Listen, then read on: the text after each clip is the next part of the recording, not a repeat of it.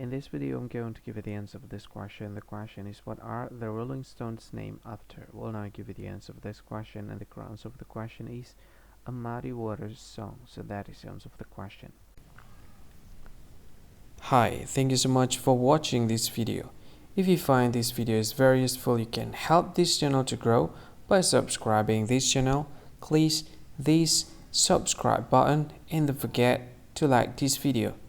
And if you find this video is not really good, or you don't really like this video, or you kind of feel that it's a little bit offensive or something like that, you can click this one, dislike button. You can do that anyway.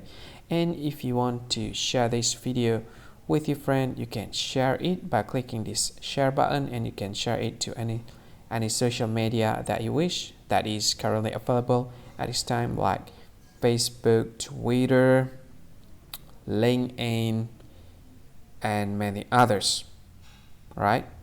And if you want to add this video to your playlist, you can click this one. You can watch this video later, and you can find more options by clicking these three dots.